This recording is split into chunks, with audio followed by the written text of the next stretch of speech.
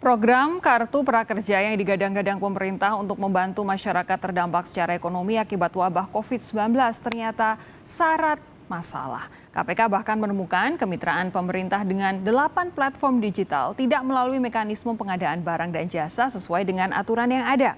Lantas bagaimana nasib program Kartu Prakerja ke depannya? Untuk membahasnya sudah bergabung melalui aplikasi Zoom, Deputi Pencegahan Komisi Pemberantasan Korupsi, Pahala Nainggolan. Selamat malam Pak Pahala. Selamat malam Mbak. Dengan Sofi di Kompas TV. Nanti akan ada pula wakil dari pemerintah yaitu tenaga ahli utama KSP Ali Mohtar Ngabalin. Namun saat ini kami masih terus berusaha menghubungi Pak Ali Mohtar.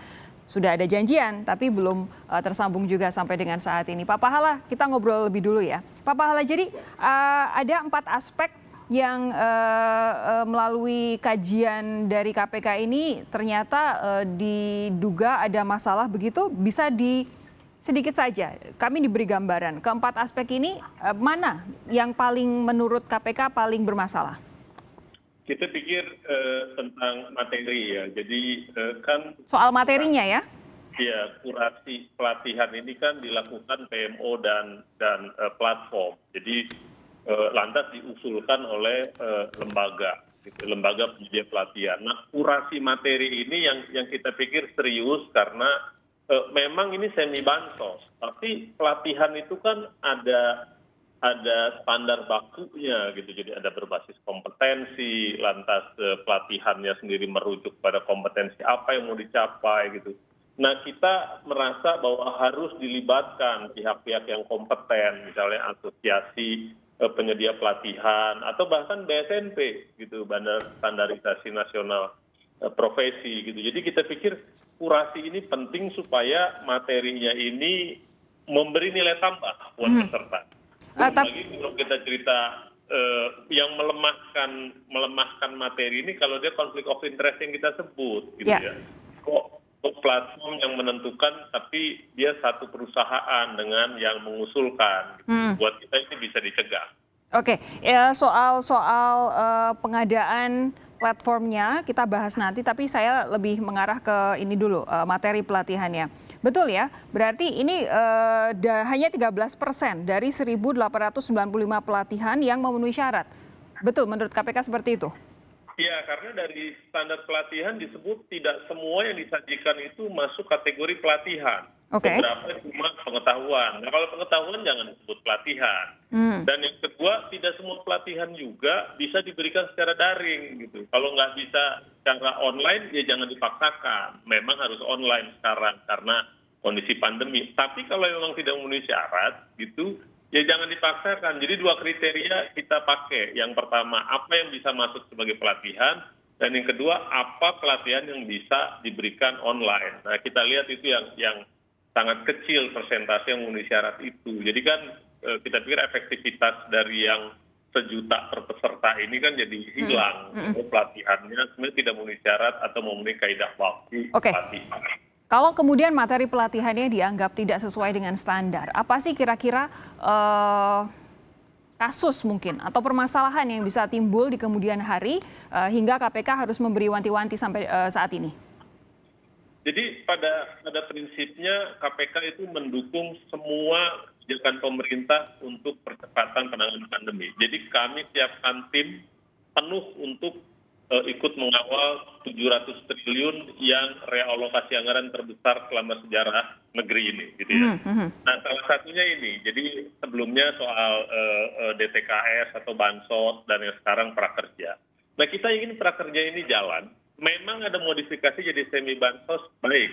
Tapi kan tetap juga harus ada nilai tambah buat pesertanya. Nanti kalau ekonomi membaik maka bisa diterima di dunia kerja baik gitu. Tapi paling tidak kita menyoroti soal kualitas atau penanganan materi pelatihan gitu yang apalagi kalau dibilang ada tersedia di internet dan gratis. Buat kita ini serius gitu. Kalau barang gratis kok jadi harus dibayar gitu. Itu dia, 89% dari pelatihan tersedia di internet dan tidak berbayar termasuk di laman prakerja.org. Begitu ya Pak ya? Iya. Oke, ini tadi yang soal materi pelatihan. Ini aspek ketiga yang disampaikan oleh KPK. Saya mau beralih ke aspek yang kedua soal kemitraan dengan platform digital. Dalam program ini disebutkan 5 dari 8 platform digital diduga ada unsur konflik kepentingan. Apa maksudnya Pak Pahala? Jadi karena mekanisme kerjanya dari lembaga penyedia pelatihan itu mengajukan untuk masuk katakanlah etalase pelatihan yang bisa dipilih, dia kan mengajukan ke platform. Nah kalau dia satu PT nih, satu PT di 5 ini kita temukan satu PT, akibatnya 250 pelatihan ini di oke sama platformnya yang diajukan oleh unit yang dia terafiliasi atau satu perusahaan. Buat kita ini sangat serius gitu. Kok dari depan nggak dilihat? Gitu. Padahal ya artinya kalau ada lembaga lain mengusulkan yang sama, mungkin keputusannya bisa lain kan, karena beda dengan satu lembaga gitu. Nah, dan ini kan ada mekanisme komisi di dalam platform dan komisi dari lembaga penyedia. Jadi kita pikir ini harus dibenahi gitu dan KPK berpendapat gelombang keempat justru secepatnya harus dimulai.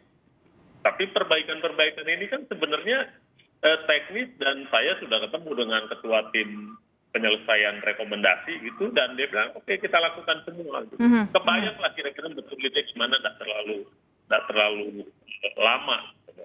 Oke, untuk memberi gambaran tadi apa yang dinyatakan oleh Pak Pahala, jadi 250 pelatihan dari 1.895 pelatihan yang tersedia adalah milik lembaga penyedia pelatihan yang memiliki konflik kepentingan dengan platform digital. Karena itu tadi ya Pak ya, pelatihannya berulang dari lembaga yang sama, betul? Ya, jadi kepemilikannya sama di PT yang sama gitu, dalam satu perusahaan, itu platform dan lembaga penyedia pelatihan. Oke, beralih ke aspek yang keempat. Ini soal pelaksanaan program. Metode pelaksanaan program pelatihan secara daring berpotensi fiktif, tidak efektif, dan merugikan negara. Ini sesuatu yang rada serius kalau kemudian udah dibilang sebagai ada potensi untuk fiktif, tidak efektif, dan juga merugikan keuangan negara. Bisa dijelaskan, Pak Pahala? Ya, karena secara teknis misalnya begini, saya jadi peserta dan saya boleh pilih pelatihan maksimum nilainya 1 juta. Ada satu paket yang 5 video. Jadi ada satu paket lagi yang hanya 200.000 gitu, hanya satu video gitu. Nah kita lihat gimana cara kerjanya. Kalau saya bilang kalau ngapain susah-susah 5 gitu, satu aja yang 200.000 aja, klik satu video. Yang penting kan ya videonya diunduh dan jalan gitu ya. Saya jalan, saya mau ngapain juga nggak ada yang lihat juga kan bahwa saya cuma muter ini video, saya perketat bahkan gitu kan. Selesai, lantas keluarlah tanda selesai, saya di ujian sedikit, keluar dan besok saya dapat insentif, kira-kira begitu. Nah, yang kita bilang fiktif gini, apa benar ini orang udah merasa pelatihan, gitu kan? Wong ukurannya cuma video jalan, gitu. Dia ngelihat apa enggak ada yang ngurus juga. Atau dipercepat apa enggak ada yang ngurus. Tidak ada akuntabilitasnya begitu? Begitu, maksud saya bisa nggak didesain yang interaktif misalnya, sehingga kita yakin orang ini sedang belajar video pelatihan misalnya gitu. Jadi itu teknis sekali, tapi artinya kok desain teknisnya semudah itu gitu. Sekali lagi memang semi bansos, tapi yang 1 juta ini juga kan ini ada nilainya. Jangan juga dong semudah itu gitu dengan video asal diputar selesai, lantas jadi sedikit lulu. Ya, ini jadi masalah karena kalaupun misalnya peserta belum menyelesaikan seluruh pelatihan, kalau dianggap sudah menonton video, tetap saja sertifikat dan insentif ini keluar begitu ya. Dan pemerintah harus membayar itu secara full begitu ya Pak ya? Iya. Oke, lalu bisa diambil dari rekening peserta gitu. Padahal kita bilang ini belum terjadi pelatihan, jadi pengertian fiktif kira-kira gitu. Oke, untuk aspek yang pertama, ini permasalahan dalam proses pendaftaran. Ini soal whitelist dan juga jadi begini saudara, berdasarkan data dari Kemenaker dan juga BPJS Ketenagakerjaan, data pekerja yang terkena PHK dan sudah dipadankan NIK-nya, ini jumlahnya 1,7 juta pekerja terdampak. Ini masuk dalam sebuah data yang disebut whitelist, namun hanya sebagian kecil dari whitelist itu yang mendaftar secara daring, sisanya malah justru bukan sasaran dari program prakerja ini. Menurut KPK, ini berpotensi apa, Pak Pahala? Jadi ini lebih untuk efektivitas siapa yang ditarget. Yang ditargetkan yang yang PHK, yang dirumahkan gitu. Makanya kita bilang gini, kebetulan KPK ada program dengan BPJS TK, Ya. jadi dengan Kemsostek gitu. Dan kita tahu pasti bahwa peserta yang di situ itu lengkap, ada NIK-nya segala macam, makanya dia mengiur. Kita bilang kalau iurannya berhenti 2 bulan terakhir ini, kemungkinan besar dia kena PHK. Gitu. Lantas Kemenaker juga mengumpulkan asosiasi, misalnya katakanlah asosiasi hotel restoran gitu yang terdampak gitu. Asosiasi udah nyetor nama gitu kan. Nah kita bilang kalau ada nicknya, ada namanya gitu. Kenapa harus nunggu mereka dapat secara aktif masuk daring? Gitu kan. Padahal tidak semua juga serta itu katakanlah yang PHK itu umurnya itu sangat literasi terhadap daringnya mungkin nggak sama. Ya. Makanya jadi 143.000. Kita lihat profil umurnya gitu. Kalau di atas 45 suruh daftar daring gitu, mungkin dia pikir ya udahlah gitu. Nah maksud kami waktu itu kenapa nggak didatengin aja, agak keringetan dikit gitu, ngedatengin ketimbang nunggu. Memang kalau nunggu akibatnya 9 juta orang masuk gitu ya, bisa diklaim lah, ini banyak yang masuk. Iya, tapi kan capek sortirnya gitu. Padahal 1,7 tuh udah target yang lebih enak didatangi. Gitu. Jadi itu saja ini rekomendasi kita. Modelnya harusnya buat yang whitelist ini udah hampir pasti targetnya didatangi. Oke, ini kemarin juga disampaikan ada rekomendasi dari KPK terkait program prakerja, ada 7 yang kami tahu hasil rekomendasi ini sudah disampaikan ke pemerintah ya Pak ya?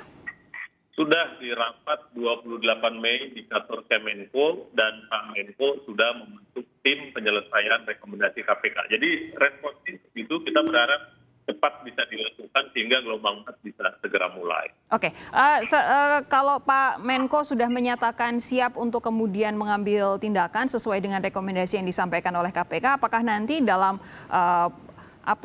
revisi atau kemudian perbaikan program-program ini juga tetap akan melibatkan KPK?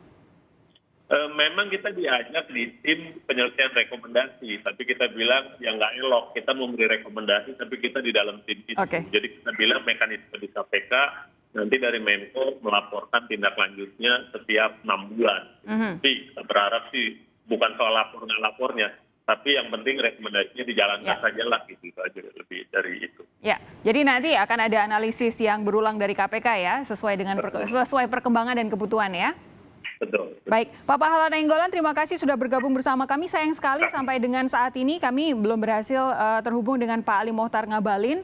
Semoga di lain kesempatan kita bisa tahu apa kemudian kata pemerintah perkembangannya setelah rekomendasi ini dilaporkan, apa perkembangannya saat ini untuk program prakerja. Pak Pahala, sekali lagi terima kasih sudah bergabung di Sapa Indonesia Malam. Terima kasih.